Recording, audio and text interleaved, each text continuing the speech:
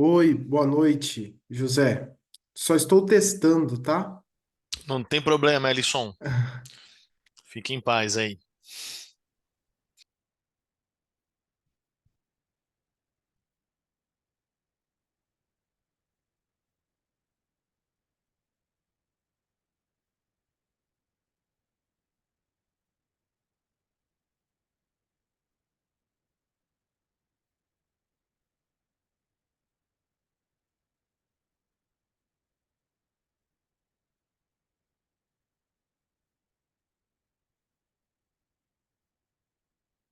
Professor, para que eu possa interromper o compartilhamento, onde que vai aqui no Zoom, por gentileza? Vamos lá. Ali embaixo no Share, Ah, você consegue, se você for no Share novamente, acho que ele tem ali alguma aham. opção para parar o compartilhamento. Testa aí. Deixa eu ver aqui.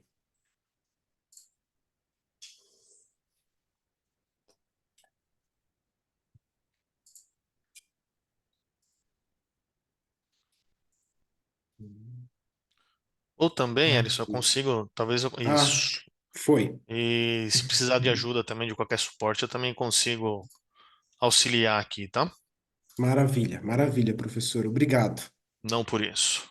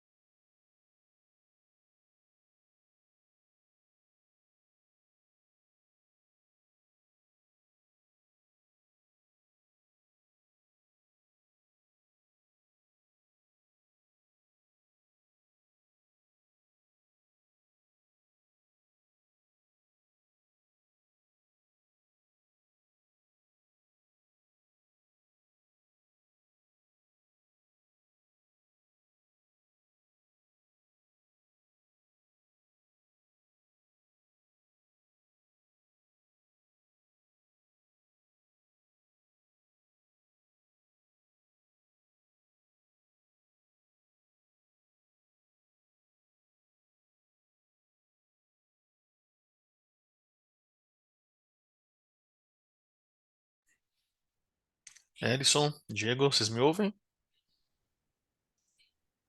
Sim, professor. Legal. Eu vou esperar mais um pouquinho aí pra gente começar, tá? Que a Ok, gente ainda não deu horário. E aí a gente já starta as apresentações aí, tá bom? beleza.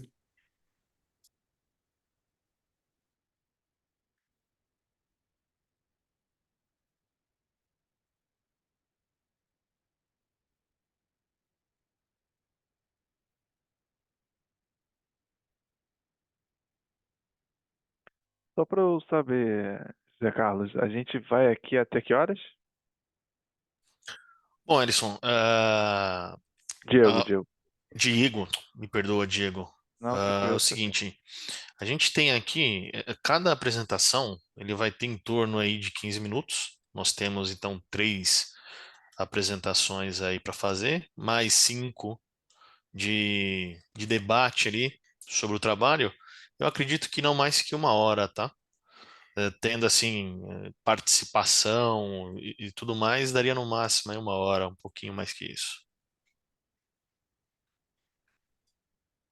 Mas porque Tá algum bom, compromisso, obrigado. alguma coisa? É porque justamente hoje é meu aniversário e aí eu tô com um Ah, não, compromisso então, logo 7h30 a depois, gente já termina. não antes. 7h30, 8 horas, 9 horas. Brincadeira. A gente já começa, inclusive, acho que o seu, pelo menos Acho que o seu ficou. opa, o que eu tenho, isso. O que eu tenho aqui na agenda, o seu é o primeiro, né? Então a gente vai, tô seguindo a ordem que nós temos ali no, na programação, e aí aguardar um pouquinho, o pessoal do outro trabalho, aí também ver se a gente tem os participantes também para assistir a apresentação de vocês, né? Poder pleitear, Sim. poder prestigiar, na verdade, essa apresentação aí de Uhum. vocês, o trabalho de vocês. Mas aí, terminando, ah, você pode. Perfeito. A gente terminando, a gente encerra em uma hora. Então, você vai conseguir aproveitar aí. Perfeito, perfeito. Obrigado. E parabéns também, viu? Saúde, Ah, valeu. felicidade e Pô, sucessos. muito obrigado aí. Valeu.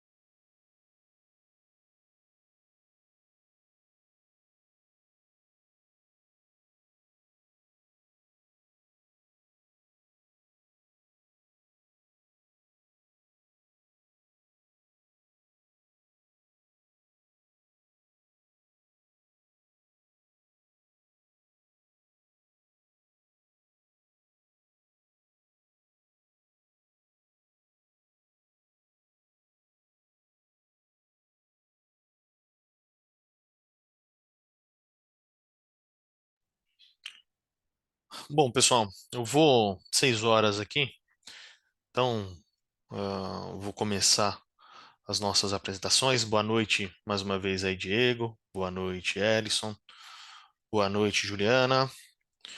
Ah, passar a princípio aqui algumas regrinhas ali mais uma vez. Ah, teremos então a apresentação de três trabalhos. Ah, o autor terá aí 15 minutos de apresentação. E após a apresentação, a gente abre aí para perguntas ou para um debate sobre o trabalho. Ah, e aí, quando tiver faltando aí por volta ah, de uns 3 minutinhos, 2 minutinhos aí, eu dou um toque aqui para vocês no chat, só para vocês conseguirem controlar bem o tempo de vocês, tá? Então, vamos começar aqui com o trabalho do Diego Castro de Andrade, do IBMEC Rio de Janeiro, e do Luiz Flávio Altran Monteiro Gomes, da Universidade Federal do ABC. O trabalho vai ser a formação de portfólio de ações de ações a partir do apoio multicritério à decisão e critérios ESG. Certo, certo, Diego? Certo, certo, isso mesmo. Então, tá bom. Você tem aí alguma apresentação aí? Tá com você aí Tenho, vou o compartilhamento. compartilhar.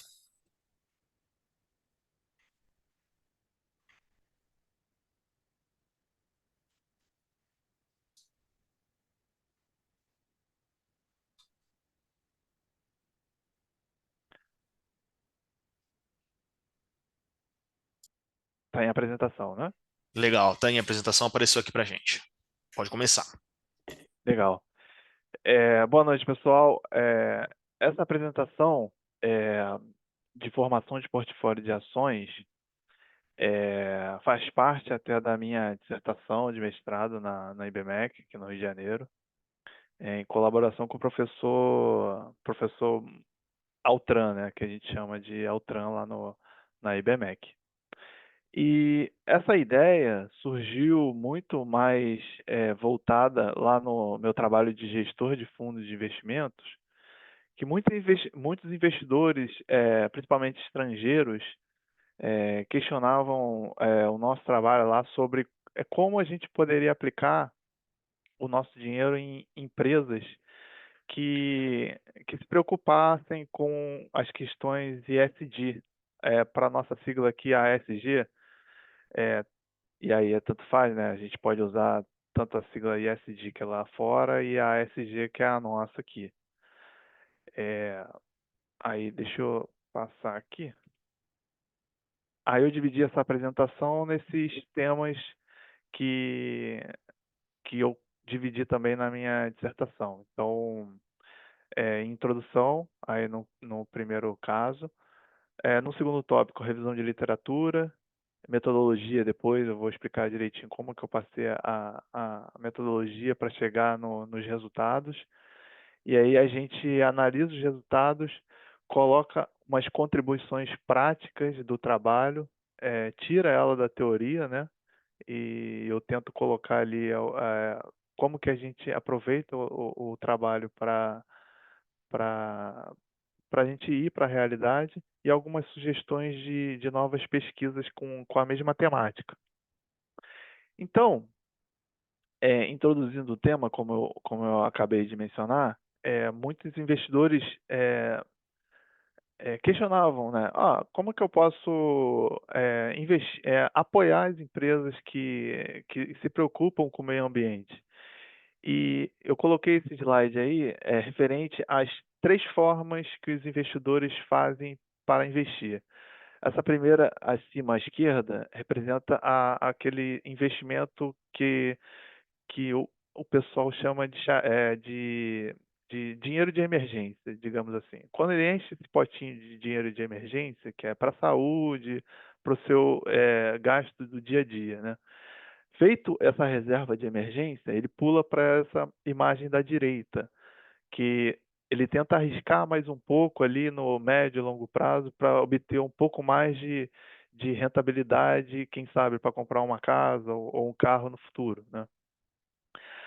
Porém, a gente pensando, a gente vê essa imagem de baixo como sendo investimentos em empresas que podem explorar, né, a atividade ASG e que sem esse investimento em empresas ASG e com catástrofes ambientais, pode matar todo o investimento dos 2 anteriores, se ela não existir.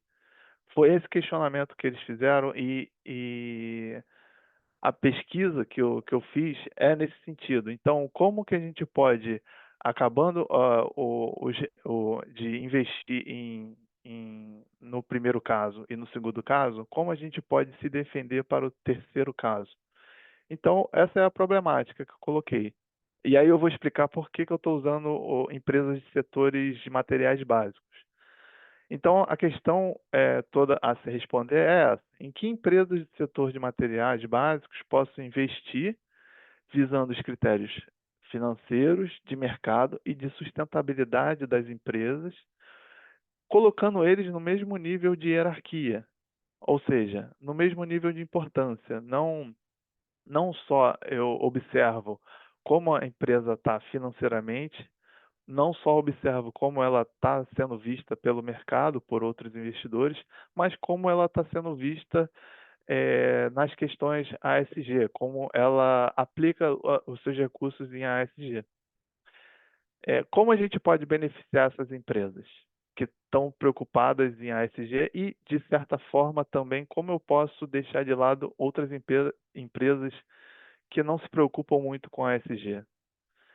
E aí o objetivo é ranquear empresas do setor de materiais básicos do Brasil, através da ferramenta de tomada de decisão, que é uma ferramenta Todin, que eu vou explicar, e o Topsy só foi como um apoio, só para a gente corroborar o ranking feito pelo Todin. Então, o projeto final seria ranquear a melhor empresa ASG a ser aplicada, e a última empresa, dentro do setor de materiais básicos, ela pegaria um peso menor na alocação de recursos. Então, a primeira ficaria com um peso maior e a última ficaria com um peso menor. E aqui, para eu explicar esses objetivos específicos, eu vou explicar o que é o IMAT. O IMAT é o Índice de Materiais Básicos da B3, em que a gente tem lá as empresas do setor de materiais básicos, que são as empresas do setor primário, que dão sustentabilidade para outros setores, como de vestuário, como de consumo.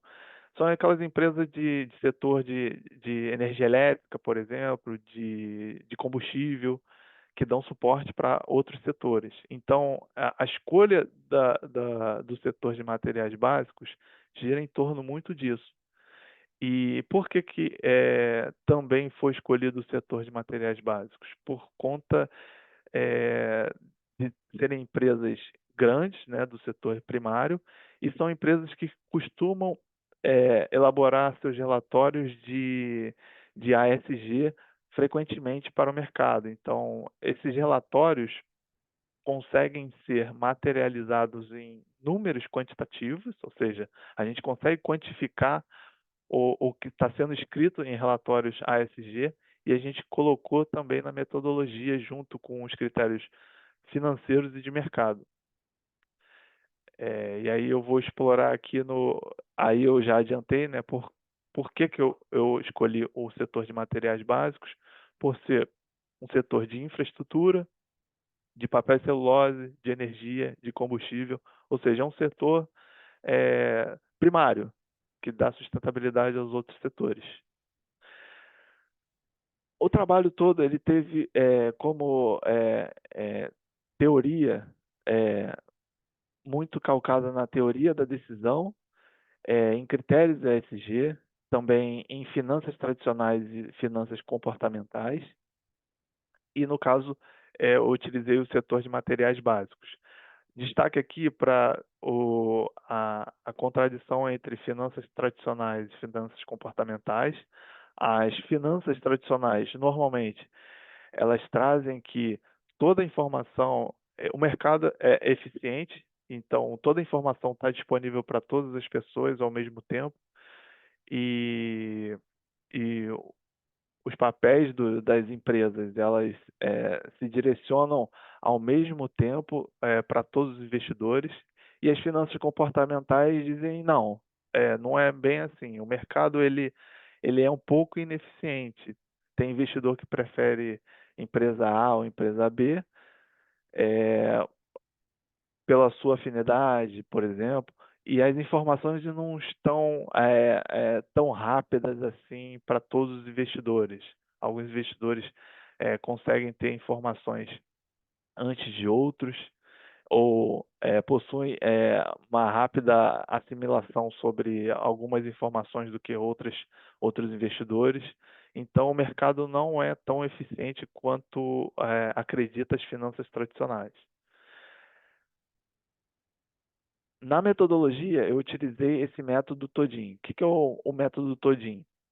O método Todin, ele é baseado na teoria dos prospectos, que foi desenvolvida por um psicólogo que ganhou até um prêmio Nobel. Quem é de economia consegue saber, conhece, né, o estudo dele, da teoria dos prospectos. O que fala a teoria dos prospectos?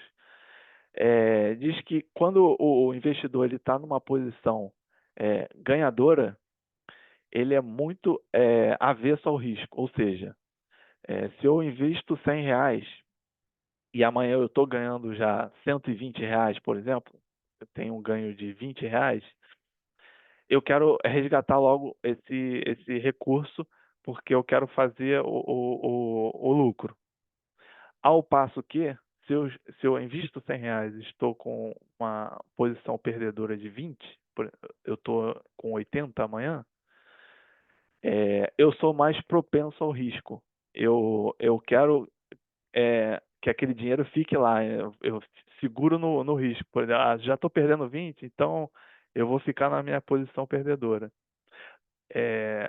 Através desse estudo, o Daniel Kahneman, junto com outro pesquisador, que foi o Tversky, eles perceberam essa assimilação, né? Quem está na posição vencedora é muito avesso ao risco, e quem está na posição perdedora é mais propenso ao risco. E aí, com essa metodologia, a gente tenta afastar um pouco esses vieses comportamentais do investidor, através dessa fórmula. Essa fórmula faz com que as empresas ali do setor de materiais básicos, com os dados quantitativos que eu coloquei e rodei no método, a gente possa fazer comparação para a para entre as empresas e diminuir ao máximo o viés comportamental que o investidor coloque ali na hora de colocar o seu recurso nas empresas. Ou seja, o que o método der vai ser o peso que vai ser colocado pelo investidor. E aí, rodando a metodologia e os dados que eu vou mostrar aqui à frente, esses são os dados que eu colhi. Se vocês verem aí na quarta coluna e na quinta, o EV/EBITDA e o ROI são critérios, né, financeiros. O price to book e o price to earnings são critérios de mercado. E o ASG Score Bloomberg é um critério ASG que é mundialmente visto, tá, por essa ferramenta que é a Bloomberg. Esse score da Bloomberg, ele consegue interpretar relatórios qualitativos e consegue colocar pesos para aqueles critérios qualitativos. Ou seja, as empresas, elas emitem relatórios ASG, e aí essa ferramenta da Bloomberg, ela consegue ler esses relatórios e colocar peso para eles. Então, aqui nos resultados, eu tenho a carteira do IMAT, que é esse primeiro quadrinho, e esse segundo quadrinho é a carteira feita pela metodologia do Todin. Então, esse primeiro quadrinho aqui, ele só considera esses 4 primeiras colunas: EV/EBITDA, ROI, Price to Book e Price to Earnings.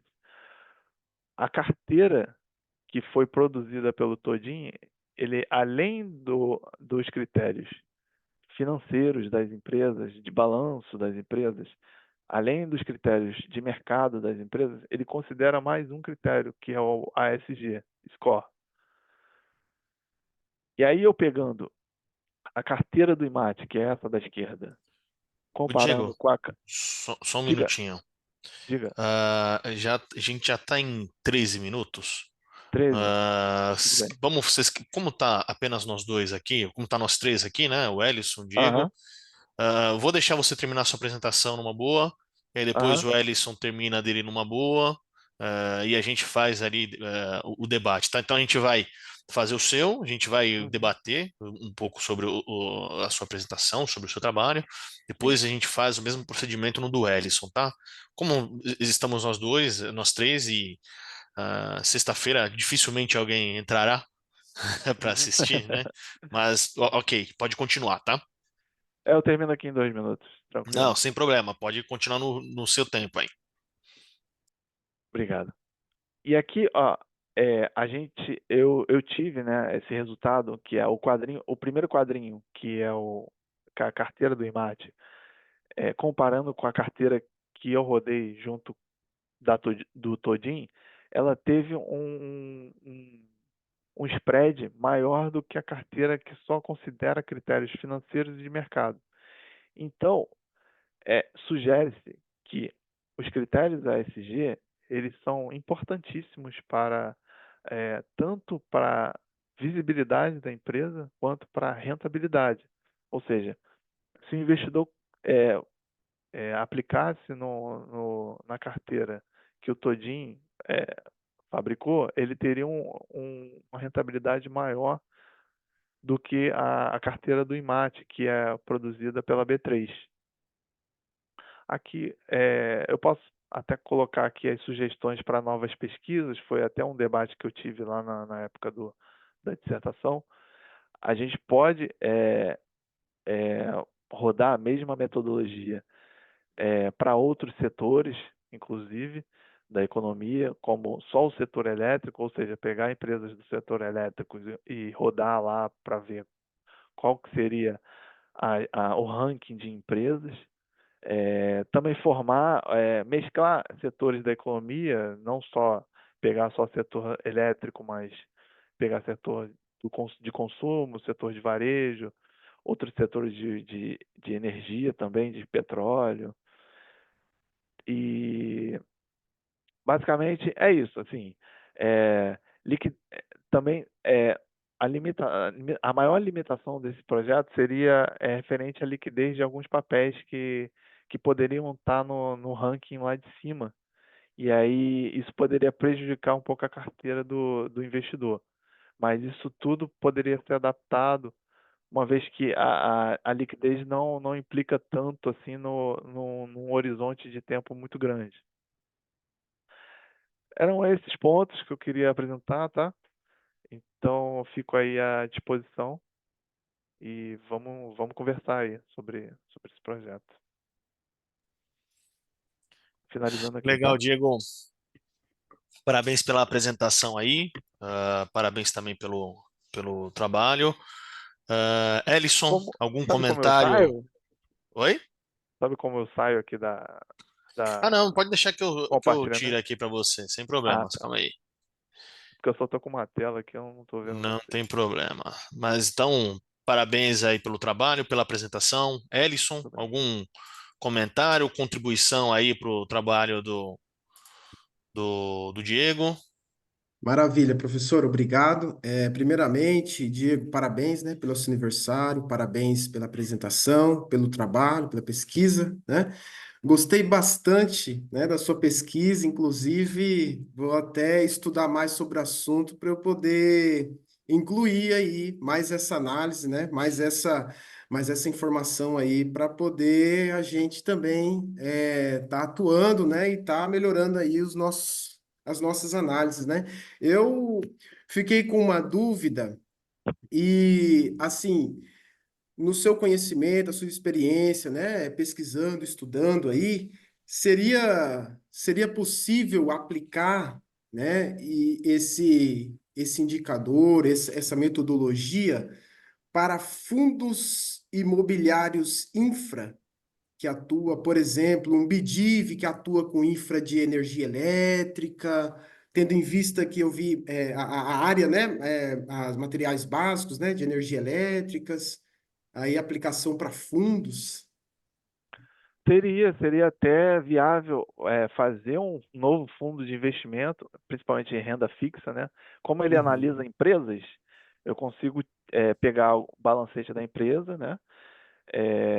também questões de mercado das empresas e misturar junto com os critérios ASG e colocar na metodologia. A metodologia é bem simples, a gente coloca até no sistema Python, né, que a Aham. gente colocou lá um scriptzinho, ele já te dá a carteira certinha lá, com os pesos, e colocando lá pela cotação da empresa, eu consigo ver se ela foi satisfatória ou não, né, naquele caso. Legal, legal. Obrigado aí, viu? É isso, professor. Eu me interessei muito aí sobre o tema, inclusive vou até procurar aí mais artigos, pesquisar. Achei bem interessante. Parabéns, viu, Diego? Falou, obrigado, Ah, obrigado mesmo. legal, Elisson. Bom, Diego, eu tenho aqui, eu fiz as minhas anotações, e aí eu só queria, o que eu queria entender assim, no fundo, o seu trabalho, ele fala, ele está dizendo que os critérios ESG, eles vão contribuir para que um investidor numa carteira teórica aí consiga, ou investindo realmente, né, nessas ações, consiga ter um retorno maior do que quando você aplica, quando você pega essas carteiras ESG, vamos dizer assim, de índices da B3, por exemplo, é isso? Então, as carteiras de índice da B3, elas não consideram esses critérios ESG, eles só É, consideram, legal. elas afastam esse critério, não Uhum. consideram, só consideram capitalização e mercado. Só Não, tá vem bom. ou o balanço da empresa, se ela está saudável ou não, e coloca um peso maior, ou Uhum. questões de liquidez também, para ver se aquele papel está sendo muito negociado ou pouco negociado, e aí Tá coloca bom. um peso menor ou maior. E também questões de mercado, se a empresa está pagando dividendos, está dando lucro maior do que necessário. Não, legal. Então, eu vou fazer algumas ponderações sobre o que eu li do trabalho, tá? Por que dessa pergunta? Porque acho que é um ponto ali que você pode colocar como contribuição do seu trabalho, tá? Uhum.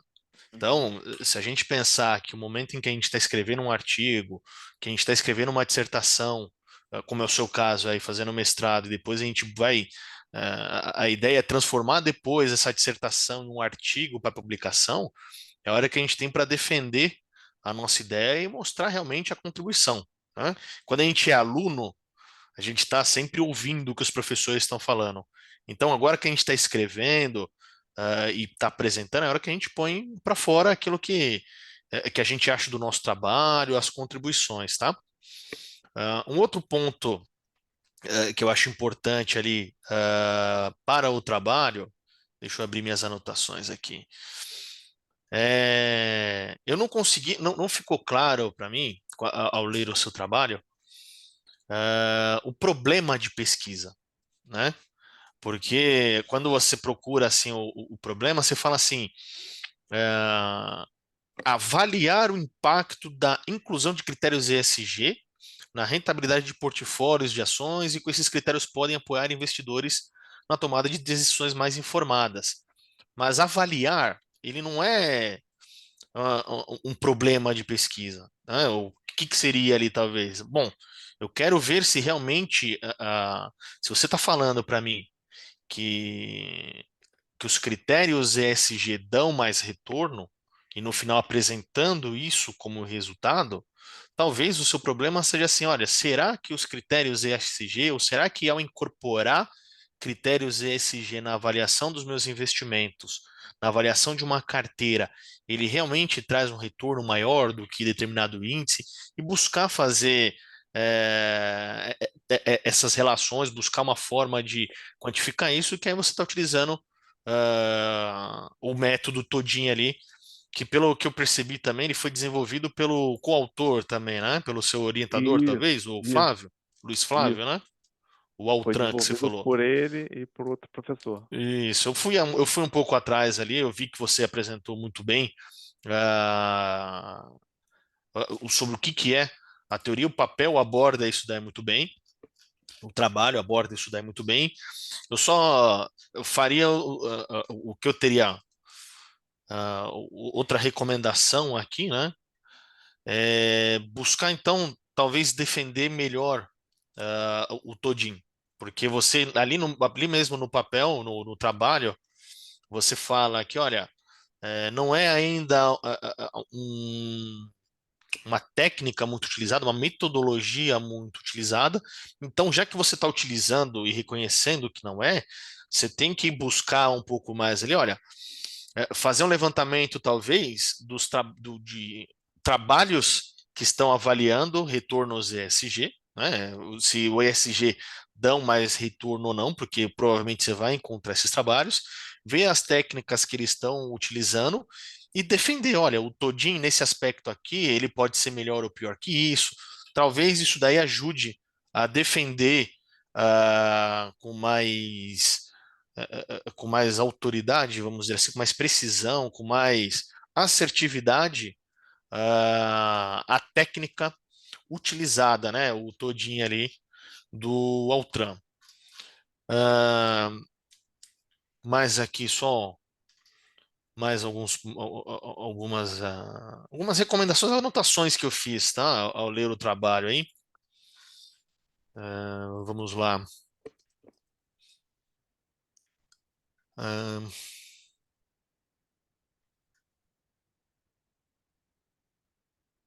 Fundamentação teórica.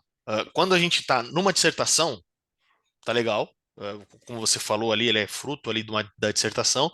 Quando a gente vai mandar para uma revista, para um congresso, a gente tem que pegar todo aquele trabalho, toda aquela construção que a gente está fazendo ali e enxugar, pegar Enxugar. uma parte ali que você quer estudar para poder apresentar, né, o seu trabalho, o fruto dessa dissertação, para entender como que as pessoas podem contribuir mais. Então, ali, para a dissertação, tá ótimo, né, o que você vem trazendo. Para apresentação em outros congressos aí que com certeza você vai buscar participar e reduzir um pouco mais, né? Você traz ali muito. A teoria da decisão é uma ótima teoria, eu acho interessante trazer ela ali. Talvez ali aprofundar ou buscar mais referências, mas está ótimo. Mas os critérios, as finanças tradicionais e tal, talvez você consegue fazer isso em mais um ou dois tópicos ali, deixando bem, bem claro, bem direto. Porque muitas vezes, quando a gente vai mandar para uma revista um trabalho, é, é muito difícil você sustentar, pela limitação de página e tudo mais, mas sustentar duas teorias dentro de um trabalho. Não é impossível, tá? Mas você abraçar com um trabalho duas, três teorias é mais difícil num artigo, quando você vai publicar, do que na dissertação, do que na sua tese, enfim. Mas é isso, tá, Diego? Fica aí as minhas recomendações ali, minhas sugestões, na verdade. Mais uma vez, parabéns pelo trabalho, parabéns pelo aniversário e parabéns pela apresentação, tá? Ótimo, muito obrigado. Obrigado aí pelas ponderações. Vamos lá. Pelo que eu vi aqui, os próximos autores do trabalho do financiamento da educação no estado de Rondônia não estão por aí? Ellison, pode começar com o seu trabalho. Gestão fiscal dos três municípios rondonienses com maior PIB em 2021. Uma análise descritiva dos indicadores fiscais no período de 19 a 2023. Vamos lá, pode Perfeito. projetar. Obrigado, professor.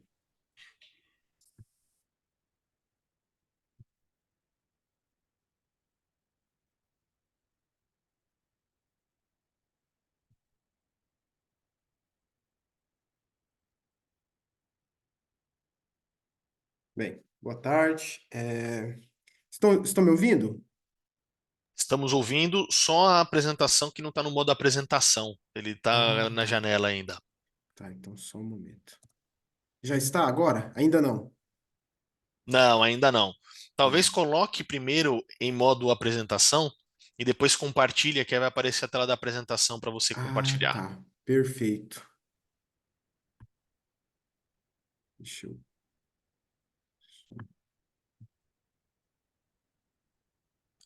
Isso, agora eu vou pular e já.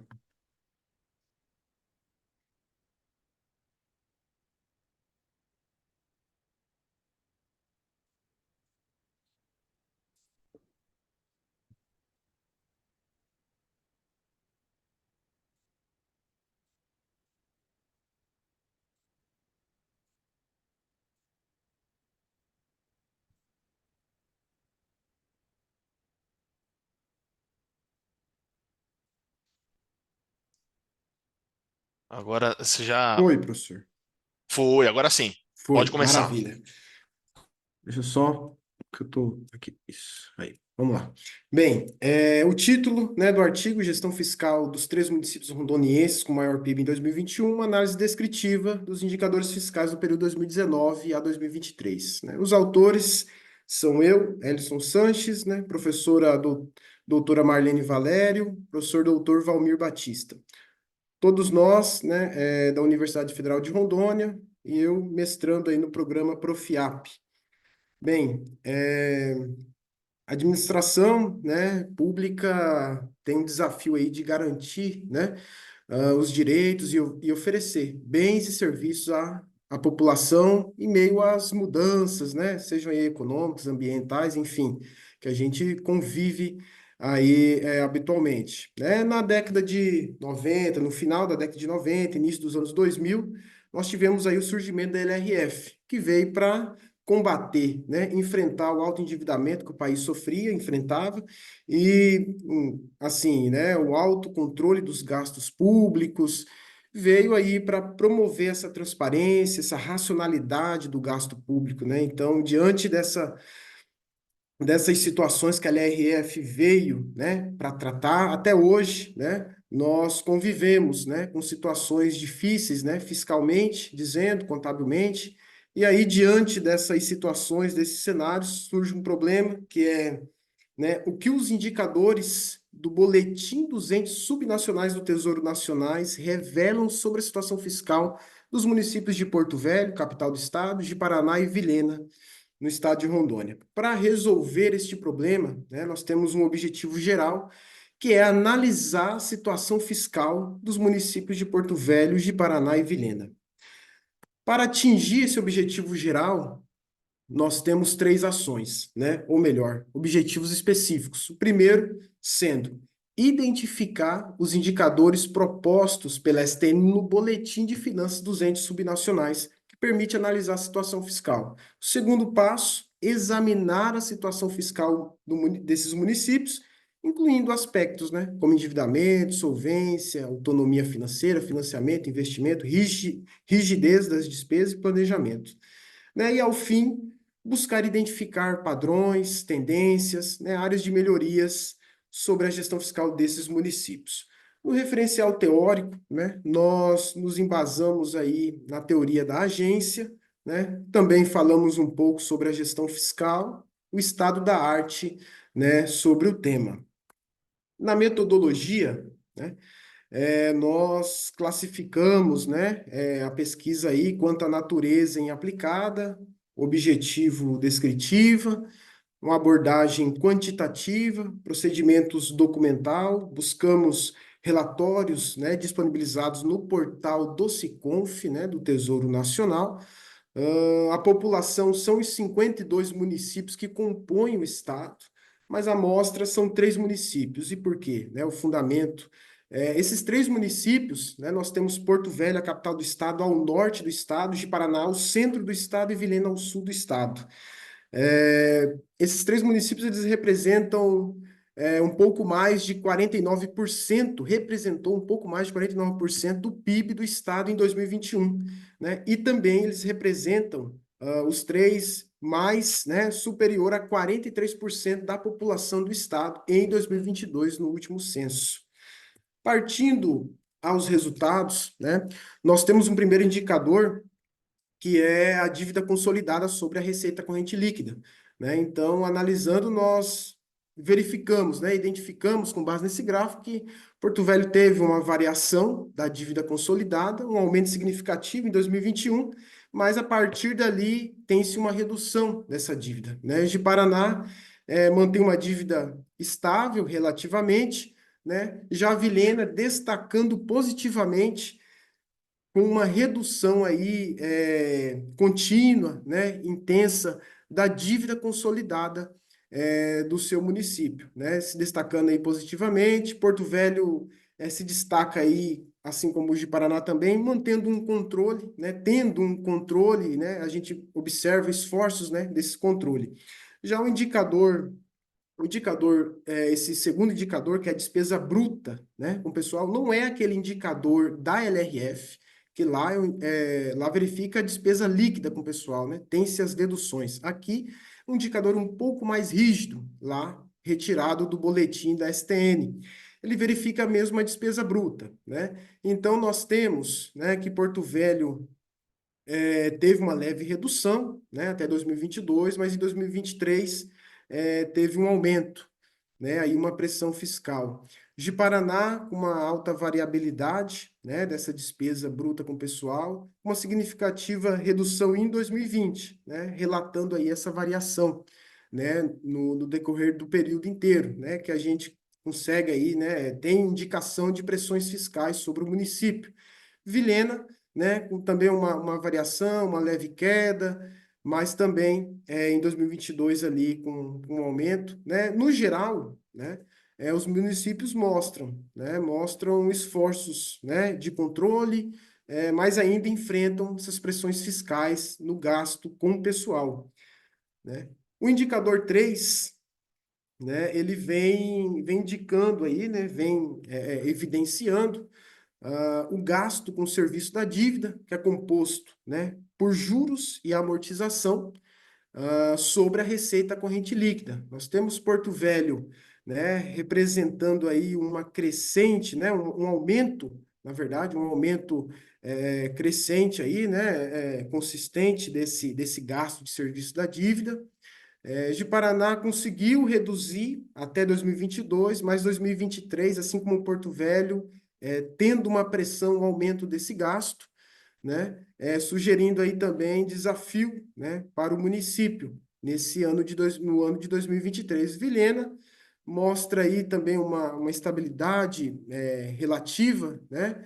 Mas também com um aumento em 2023. Percebemos aí que ambos os municípios com aumento, né, em 2023, sofrendo uma pressão fiscal no quesito aí desse gasto do serviço da dívida.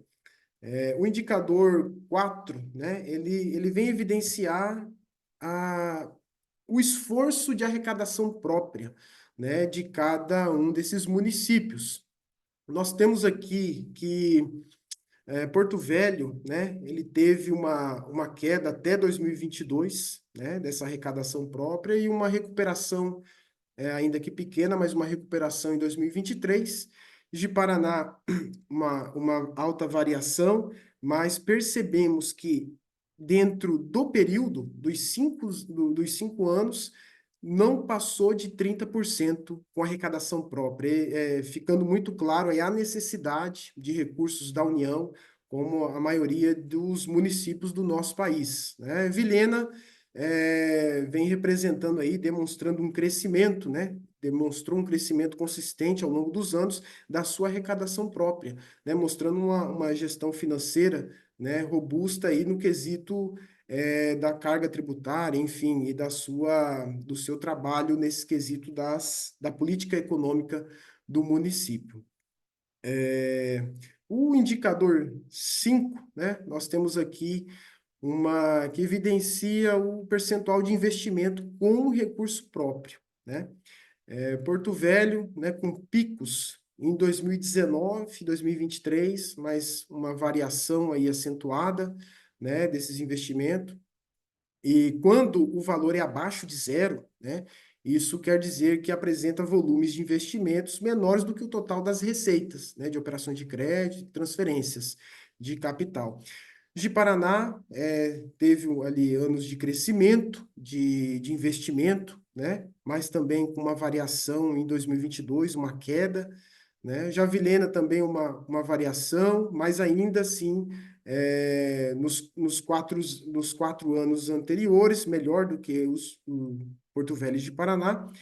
mas percebemos aí que não teve investimento no último ano, né, com recurso próprio, né? E aqui a gente consegue verificar também essa variação, né? Já o indicador sexto, né? Nós temos aqui uma despesa, análise da despesa do custeio, né? Despesa de custeio do município, onde a gente, aqui é composta, né, esse gasto, os gastos operacionais, né, que move a máquina pública, despesas com pessoal, outras despesas correntes, enfim.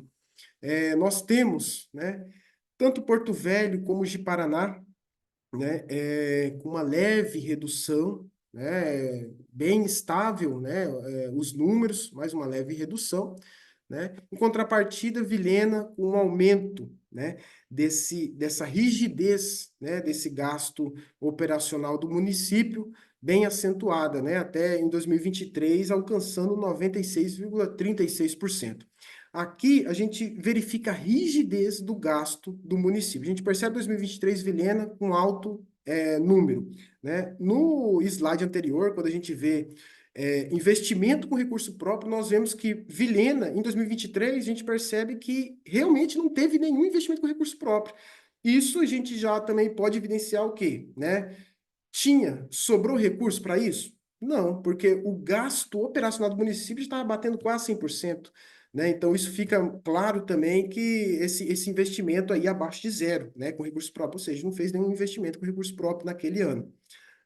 O gráfico sétimo, né, que a gente tem, que trata aí de despesa de exercícios anteriores, sobre o total da despesa, nós temos Porto Velho, né, com os valores comparado com os municípios de Paraná e Vilhena, com valores superiores, né? Nós temos aí que ao longo do ano, até 2022, Porto Velho aumentando esse recurso, essa aplicação com despesa de exercício anterior, né, com uma leve queda ali em 2023. Já de Paraná, com baixíssimos valores, né, demonstrando aí um planejamento, na administração, e Vilhena se destaca, né, positivamente porque zera, né? Em 2019 e 20 tinha ainda despesa com exercícios anteriores, mas depois zerou sem despesa com exercícios anteriores. O gráfico oitavo, nós temos aqui uma evidenciação, né, uma demonstração do gasto, né, de restos a pagar processado, ou seja, despesa liquidada, mas não paga no exercício anterior, que arrastou, né, arrastou a despesa para o próximo exercício. Então, o que que o gráfico nos mostra, né? Porto Velho teve um pico aí, né, em 2021, conseguiu reduzir nos próximos anos. Ji-Paraná com alto valor aí, comparado com os municípios aqui, com alto valor de restos a pagar aí arrastado para o próximo exercício, né? E Vilhena apresentou baixos, né, números e com uma redução aí para 2023, destaca, né, positivamente Vilhena com maior, evidenciando o maior planejamento orçamentário, né, em contrapartida de Paraná já se destacando negativamente nesse sentido. O gráfico nono, né, e o último indicador, nós temos aqui a disponibilidade líquida de caixa, né? Nós temos Porto Velho, né, um alto, né, chegou aí em 2022 a bater quase disponibilidade de caixa para quase 9 meses, tendo naquele exercício, e 2023 teve uma queda, né, mas ainda assim melhor do que os outros municípios, né? De Paraná, teve um aumento, né, de disponibilidade de caixa até 2021, mas depois teve essa redução, né, sofrendo aí altos gastos, pressão fiscal. E Vilhena, né, enfrentou durante todo o período, com maior peso em 2020, né, quase não tendo disponibilidade de caixa, né, aí se destacando negativamente, haja vista que esses recursos aí, o recurso que ele tinha em caixa ali no final do ano, comparado com a sua despesa líquida mensal, né, pegou toda a despesa líquida e dividiu por 12, para os 12 meses, só tinha condição de bancar com um mês de gasto mensal ali na sua previsão. Conclusão, né? Porto Velho se sobressai de forma geral, né?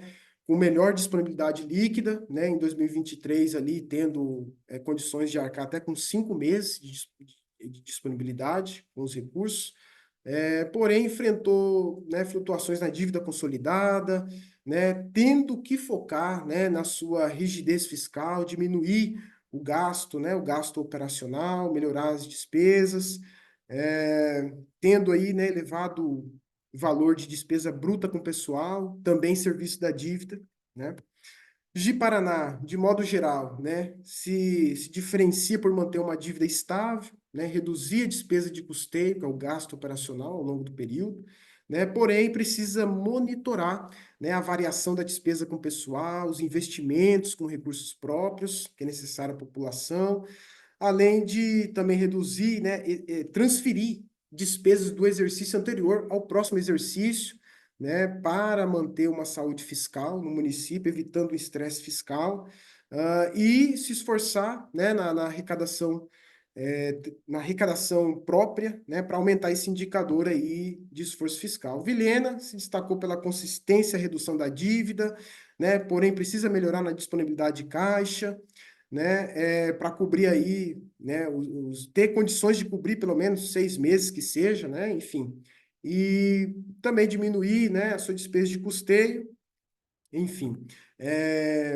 Concluindo, né, o estudo contribui aí para a literatura ao expandir, né? Porque a gente utilizou indicadores do boletim da STN que são aplicados a capitais e a estados. Então, nós pegamos aqueles indicadores e aplicamos em municípios, né, que não são capitais. Né? Então, veio aí para expandir um pouco a aplicação desses indicadores. Né? Importa, né? Essa pesquisa importa no incentivo aos pesquisadores, às próprias instituições que podem ter o feedback dessa análise, para melhorar seus controles internos, enfim. Né? E recomendo-se em futuras pesquisas aplicar em outros municípios, em maior quantidade, enfim, aplicar em outros estados. Né?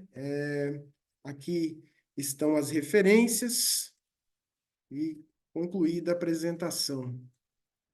Deixa eu... Muito obrigado, Ellison. Parabéns pelo trabalho, parabéns pela Obrigado. apresentação. Diego, algum comentário aí, alguma contribuição para o trabalho do Ellison? Parabéns, Wellington. Obrigado. Um ótimo trabalho. Você pegou ali vários dados interessantes. O tema já é bem interessante, né? Lei de responsabilidade fiscal.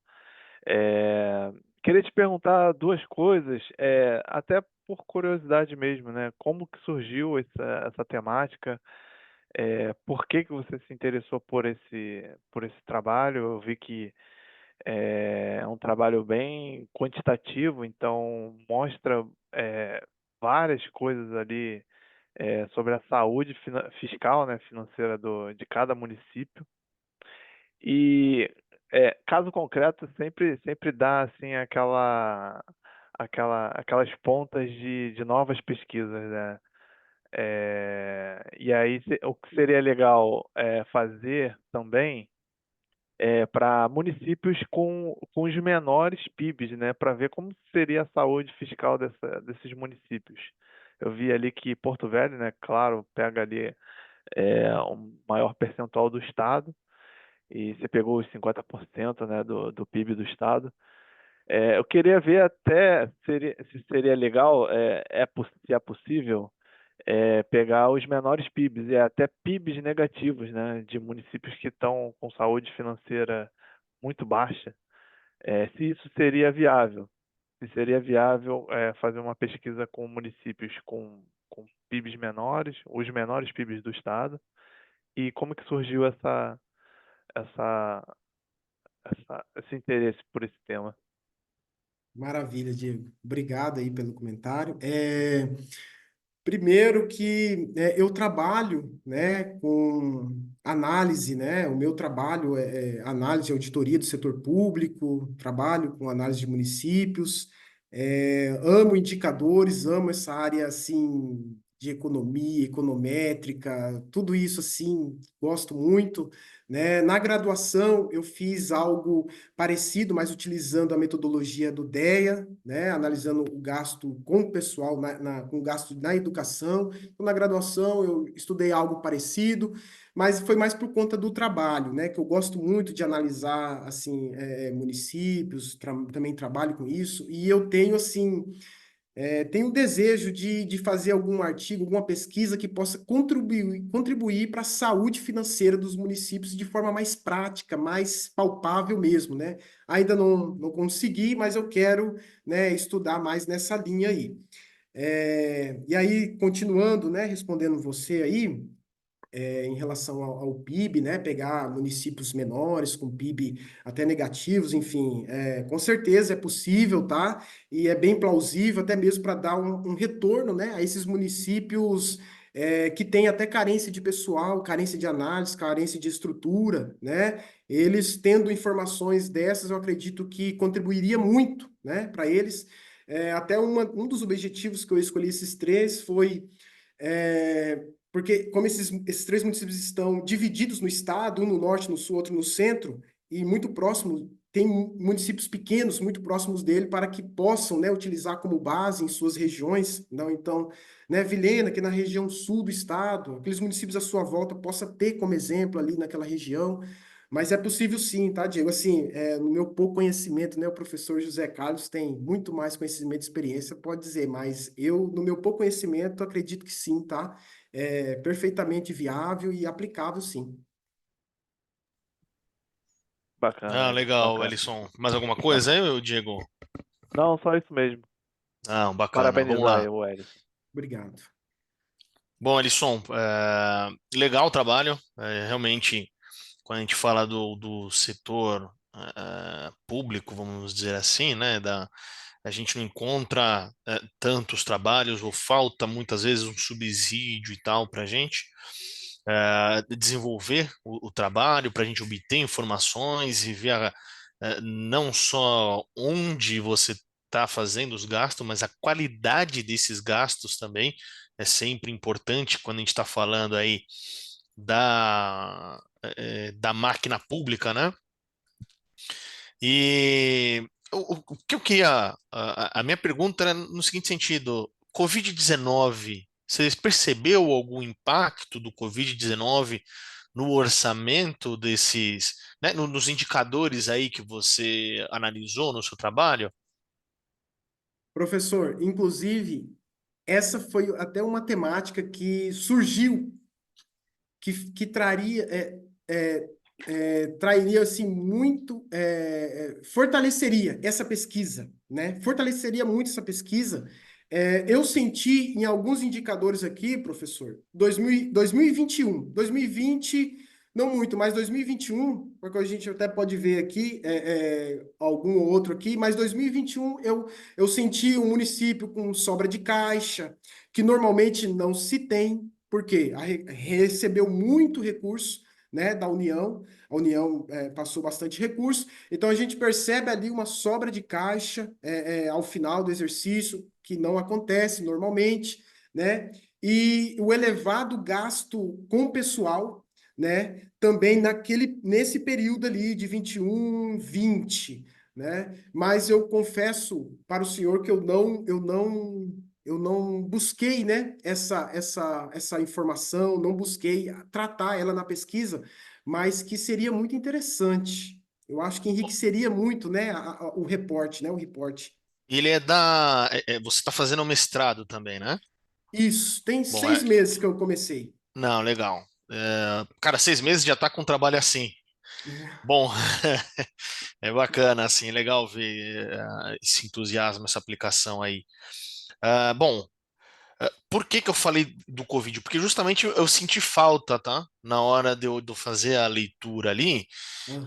eu acho que você é, se não, colocar nos seus resultados ali, seja na análise ou nas conclusões, que você identificou ou não identificou esses impactos decorrentes da Covid, né? Porque, veja, o Brasil inteiro, né, nesse evento, sofreu ali nos municípios com a questão de compra de materiais, de recebimento de vacinas ou de outros recursos que a gente precisasse ali na época. E você teve ali a questão de, poxa, se eu fecho o comércio, como que eu, município, vou conseguir arrecadar, né? Já que o município aí, a maior parte da arrecadação que o município faz por conta dele é a questão do ISS, por exemplo, né? Então, poxa, Exatamente. como que você vai prestar o serviço sem poder ali estar ali com o seu cliente, né? Então, acho que é um ponto importante para você acrescentar no seu trabalho. Tem aqui mais algumas anotações que eu fiz. Ah, É o seguinte, eu tive dificuldade também. Toda vez que a gente faz uma pesquisa, a gente está buscando responder a uma pergunta. Então, a mesma coisa ali que eu falei anteriormente é talvez deixar claro o que que você está buscando responder. Então, olha, a gente vai. Eu quero observar se o Covid ele impactou esses indicadores dentro desses municípios, né? Porque e aí você consegue ter uma pergunta para responder e aí sim, né? Depois de feita essa pergunta, o seu problema de pesquisa, né? Você justifica ele falando dos municípios que você utilizou, o que que você busca responder, os objetivos do seu trabalho. Então eu senti falta um pouco disso, né? Colocar ali a questão, né? Quando você lê, eu Aham. sinto falta disso. Por quê? O que que motivou o Ellison a pesquisar isso daí? Qual que é o problema que ele identificou? Na questão da teoria da agência, eu acho que tem um ponto interessante quando a gente fala do setor público, porque a gente sempre tem um problema, né, de agência, é quando você, autoridade, delega poderes a um agente, né? Eu, principal, delego poderes a um agente. E no caso, é nós, população, delegando poderes, vamos dizer assim, ao agente que seria o servidor público, seria o homem público, o Exato. executivo, o legislativo, né, dentro de um município aí, e o que que eles estão trazendo de retorno. Então, achei uma teoria bem interessante de se trazer. Acho que pode ali, talvez, deixar um pouco mais robusto de outros trabalhos que utilizaram, né, que buscaram isso daí, e ver se eles também não utilizaram de outras teorias, né, de base ali, para Uhum. corroborar o trabalho. No que tange as figuras, é importante só observar, e aí é só uma questão de orientação. Você coloca gráfico, você descreve como gráfico no seu trabalho, mas o interessante é figuras, né? Ah, Então, é. quando você Isso. faz a citação, você coloca ali, quando você faz ali ou a tabela, ou o quadro, ou quando é uma figura, você se fala como figura e não como gráfico. Tem um ajustezinho ali simples. É, Ver, se for o caso, o gráfico, a figura é um recurso muito importante no trabalho, mas a tabela também ajuda. Então, às vezes você consegue desenvolver melhor o seu trabalho e tal, e a pessoa, o leitor, entender melhor. Quando você tem ali uma tabela, quando você está olhando os números, quando você olha lado a lado, fica muito mais fácil você olhar lado a lado numa tabela. Alguns fica a sugestão, né? Aham. Para que você desenvolva ali alguma forma de melhorar a questão da visualização dos seus resultados, de incrementar, né? Então, porque, veja, o tema é muito importante, né? Quando a gente fala. Hoje, assim, é muito legal poder moderar aqui hoje, porque a gente trouxe dois temas muito importantes, muito em voga hoje. Com a proximidade das eleições, a gente tem muita questão da avaliação do gestor anterior e as questões do ESG que o Diego trouxe, cara, hoje é o que está movimentando, né? Questões ESG no sentido de. eh, Olha, ESG você tem trabalhos, inclusive, Diego, da Modaran, né, que é o cara do valuation ali, ele tem trabalhos ali que ele fala do ESG e ele faz até um ponto, né? Será que o ESG é bom mesmo? Então vale, busca aí, pode oferecer um subsídio. E voltando aqui para o trabalho de vocês, bom, Diego, na verdade assim, a Ellison, perdão, é isso as contribuições. Parabéns mais uma vez pelo trabalho. 6 meses de mestrado, meu trabalho não estava assim. Então, é normal que tenha erros ali, numa referência, condensação. Eu entendo, né, tudo isso que a gente passa. Espero que os dois também apresentem os trabalhos em mais congressos, busquem mais opiniões, busquem aí mais incrementar mais aí o trabalho de vocês, porque é importante para o desenvolvimento de vocês, é importante para o desenvolvimento da ciência, né, da gente oferecer subsídio a pesquisadores. E eu vou encerrando por aqui, tá? Para o Diego aí aproveitar uma meia horinha antes ali, ó, o aniversário, tá, Diego? Mais uma vez, parabéns. Ellison, mais uma vez, parabéns aí também pelo Obrigado. trabalho. Sigo à disposição de vocês. Muito obrigado e parabéns mais uma vez pelo trabalho. Até mais, gente. Obrigado. Até mais, professor. Uma honra. Obrigado, até mais. Tchau, Bom final tchau. de semana. Tchau, Para tchau. vocês Igualmente. Tchau, também. tchau.